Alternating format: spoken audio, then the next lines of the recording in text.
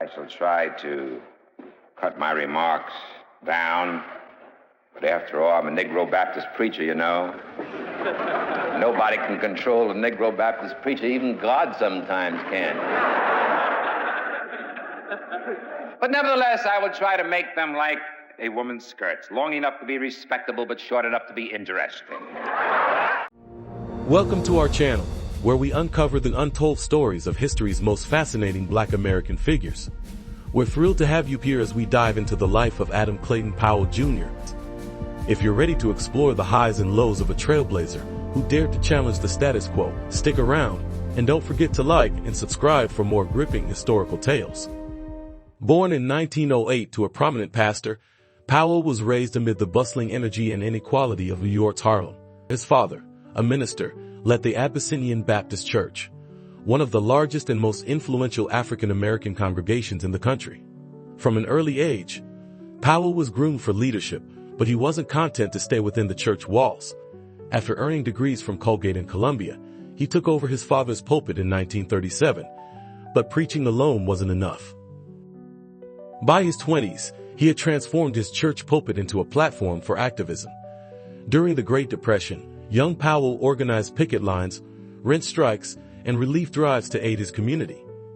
He led a campaign pointedly called "Don't Buy Where You Can't Work," rallying Harlem's residents to boycott businesses that refused to hire Black employees, a strategy that soon opened up jobs for African Americans at stores, utilities, and even the city bus lines. These bold tactics earned Powell a reputation as a community crusader and won him the loyalty and respect of Harlem's Black residents. It was only a matter of time before this dynamic young preacher entered politics. In 1941, Powell broke a barrier by winning a seat on the New York City Council, the first African American to do so, but he was just getting started. 3 years later, riding a wave of grassroots support, Powell was elected to the U.S. House of Representatives from Harlem, becoming the first Black congressperson from New York. When he arrived on Capitol Hill in January 1945, the scene was historic. The only other Black member of Congress, Illinois' William Dawson, walked by Powell's side as he entered the House chamber for the first time. It was a profound image in a segregated America, two Black legislators in a sea of nearly all white faces. Inside Congress, Powell quickly took up the mantle of civil rights champion. He arrived in Washington with a mission to dismantle segregation and fight for the rights of Black Americans. During his very first term, he'd introduced bills to outlaw lynching and the poll tax, to desegregate the armed forces, and to end discrimination in employment, housing, and public transportation. Most of his proposals were years ahead of their time, but Powell wasn't deterred by long odds. He found another way to press the cause. He began attaching a bold anti-discrimination rider to virtually every major bill that crossed his desk. This rider, demanding that federal funds be denied to any project or program that practiced segregation, became famous, or infamous, as the Powell Amendment. Southern lawmakers tried to block it at every turn, complaining that Powell was pushing too hard. But he persisted. At first, many saw the Powell Amendment as merely symbolic, something to be struck down in backroom deals. Yet Powell kept at it, Congress after Congress, and by the mid-1960s that once symbolic idea became law, written directly into the Civil Rights Act of 1964. His relentless fight to prohibit federal funding for Jim Crow practices earned Powell a new nickname among colleagues, Mr. Civil Rights. Powell wasted no time in Washington. He was unapologetic in confronting racism wherever he found it. In an era when unwritten rules kept Congress's own facilities segregated, Powell brazenly ignored them. I, Adam Powell, may belong to a group of people that some others may think are inferior. But I belong to a group of people that God, omniscient, omnipresent God, God of all power, says, you are my children, and you're the same as anyone else. And with that kind of faith in me and courage in me, I know I'm as good, if not better, than anybody that walks the halls of Congress. He would lead Black constituents into the whites-only house restaurant and insist on being served, forcing integration by sheer presence. He pushed for Black reporters to be allowed into the Capitol press galleries and succeeded in desegregating them. And he wasn't shy about staring down colleagues who objected. Mississippi Congressman John Rankin, an infamous segregationist, vowed never to sit near Powell in the House chamber, so Powell deliberately sat right next to him at every opportunity. When Rankin fumed, Powell shot back that he was happy to keep his distance. After all, the only people with whom Rankin is qualified to sit are Hitler and Mussolini, he retorted. When I came in 19 years ago, this town, Washington, D.C., was what I call publicly the cesspool of democracy. Oh, I was put out of nearly every hotel in this town after they found out who I was. A Negro, including a congressman, couldn't get a cup of coffee in an ordinary cheap 5 and 10 cent store, unless you wanted to take it out in a paper container. Powell's defiant humor electrified supporters and infuriated opponents, firmly establishing him as a thorn in the side of Jim Crow politicians. But Powell was no stranger to controversy. His flamboyant lifestyle, complete with tailored suits, a penchant for fine dining, and rumors of romantic escapades, raised eyebrows. He was a man who lived large, and his critics were quick to pounce. Yet for every detractor, there were thousands in Harlem who saw him as their champion. He fought for jobs, for education, for dignity. And when the Civil Rights Act of 1964 and the Voting Rights Act of 1965 were passed, Powell's influence was undeniable. He had helped lay the groundwork for these landmark laws, proving that his voice could move mountains, even if it sometimes ruffled feathers along the way. Powell's influence extended beyond Congress's halls as well. He wasn't afraid to tangle with the White House if it meant shaming segregation. In 1945, when the Daughters of the American Revolution refused to let Powell's wife, pianist and singer Hazel Scott, perform at Constitution Hall because she was black, Powell was outraged. He implored First Lady Bess Truman to intervene, hoping for support like Eleanor Roosevelt had shown years earlier in the Marian Anderson incident. But when Mrs. Truman declined to get involved, Powell famously blasted her as the last lady of the land for siding with the segregationist organization. The remark caused an uproar. A furious President Harry Truman banned Powell from White House social functions for the rest of his term. Powell didn't mind the personal cost. He had made his point loud and clear.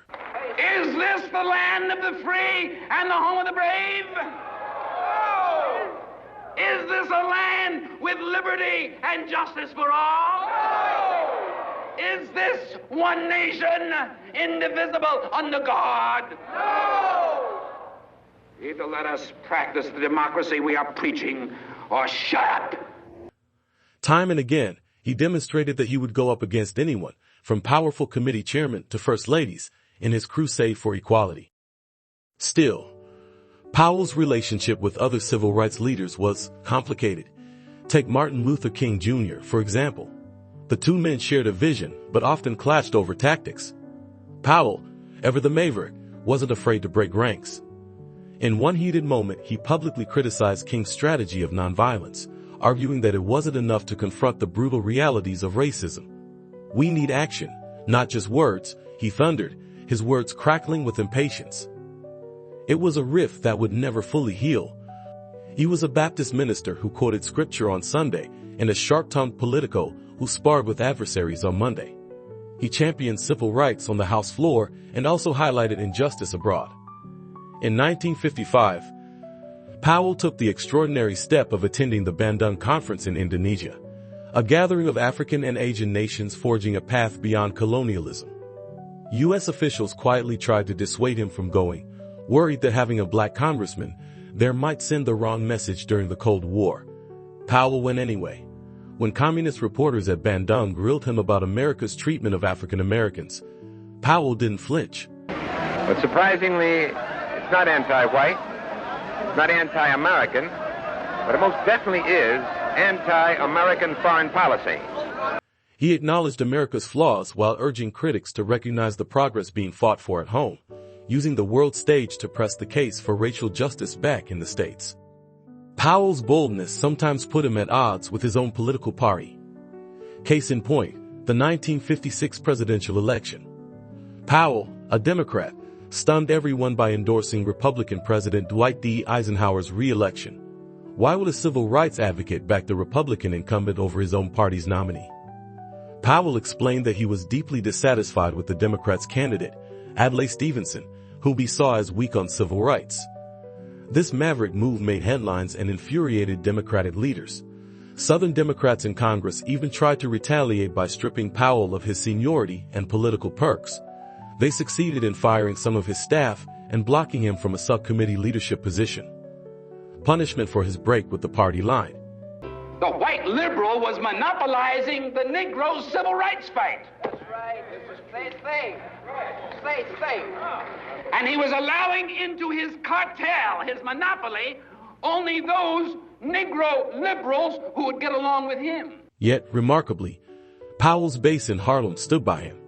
New York's Tammany Hall machine withdrew its support, but Harlem voters didn't waver and re-elected Powell despite the party boss's defection. His constituents cared more about his results than his party loyalty, and Powell kept delivering results they could see. By the early 1960s, Powell's career hit its zenith. Congress had grown more liberal, and the young firebrand from Harlem was now a seasoned lawmaker with seniority. In 1961, he rose to become chairman of the powerful House Education and Labor Committee. It was a post of immense influence, and Powell made the most of it. From that perch, he drove an ambitious legislative agenda that would transform the country. Over the next few years, his committee approved more than 50 major bills, funding everything from increases in the minimum wage to federal education programs and school lunches. Under Powell's leadership, Congress established student loan programs, raised standards for work hours and wages, and poured money into libraries and public schools. Lawmakers marveled at the productivity. "We'd have been a more productive committee in the last year and a half than the New Deal," one astonished colleague remarked in 1965. Even in an era of giants, Powell stood out as a driving force behind President John F. Kennedy's New Frontier and Lyndon B. Johnson's Great Society. Simply put, many of the social programs that reshaped America in the 1960s bore Powell's imprint. He had become, as one historian noted, an indispensable inside man for the civil rights movement, complementing the mass protests in the streets with legislative muscle in Congress. Through it all, Powell remained as flamboyant and unpredictable as ever. He dressed impeccably, spoke with the cadence of a preacher, and kept the press buzzing with his larger-than-life persona. He coined slogans like "Keep the Faith, Baby," which became a rallying cry for his supporters. Yet, with fame and power came scrutiny. Reporters and rivals began to dig into Powell's conduct. They noticed he was frequently absent from Washington, often traveling or vacationing, notably to Bimini in the Bahamas, where he owned a home. Powell didn't deny it. "You don't have to be in Congress if you know which calls to make, which buttons to push, which favors to call in," he joked, shrugging off questions about his attendance record. Well, I'm sure that you don't go to Paris and stay all the time in Notre Dame. I don't go. Yeah, you don't go? But is that part of committee business? Of course it's part of it. You're going abroad. Travel is a very broadening form of education. And I wish to assure you it's practiced by every member of the House and the Senate. Indeed, Powell was brazenly confident that he could wheel and deal from anywhere. He had been in the spotlight for years and seemed to relish his reputation as arrogant, but with style, as one description put it. To many in Harlem, that swagger was part of his charm. To his enemies in Washington, it was an ever-growing target. By 1966, that target had grown too large to ignore. Powell's troubles began to snowball. A scandal erupted over a libel suit he lost to a Harlem resident named Esther James, whom Powell had labeled an underworld bag woman, collecting money for crooked cops. When Powell refused to pay the judgment, a judge held him in contempt. Facing the possibility of arrest, Powell retreated to his haven in Bimini and largely stayed outside New York to avoid being served, a self-imposed exile that looked bad to the public. At the same time, a House investigation started probing Powell's misuse of funds and abuse of authority. How do you see your role in the struggle, sir, at this point? Well, I'm just the old man of the sea, that's all. You have to ask yourself, why is it that a poor woman in Harlem who has no money can pay 5 of the best lawyers in New York in 3 years to bring a charge against Mr. Powell? For Congress, this was the last straw. In January 1967, the House Democratic Caucus removed Powell from his committee chairmanship, stripping the once powerful chairman of his gavel.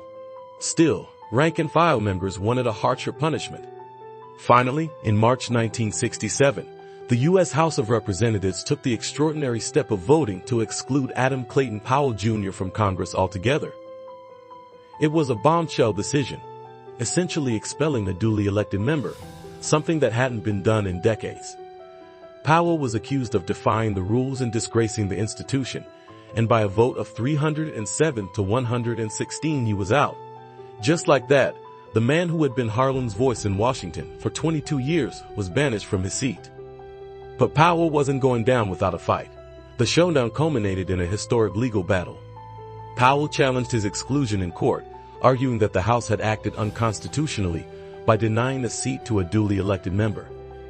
In June 1969, the case Powell versus McCormack reached the U.S. Supreme Court, and Powell won. The court ruled in his favor, declaring that the House had overstepped its bounds by expelling him under the circumstances. Powell was jubilant.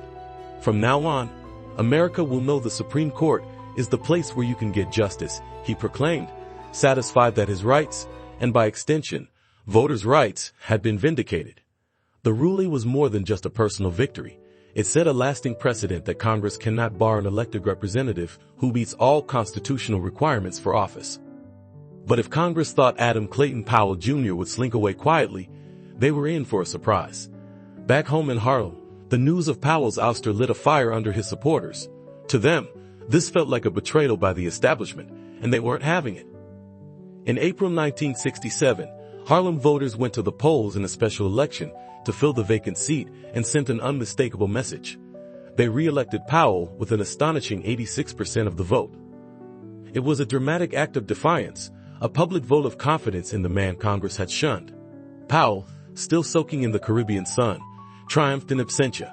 However, in a twist worthy of a political thriller, Powell decided not to return immediately to claim his seat.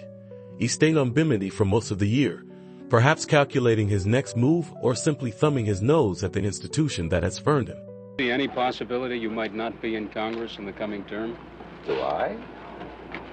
I don't see anything. I'm over here. Do you? Oh, you're over here too. You don't see it.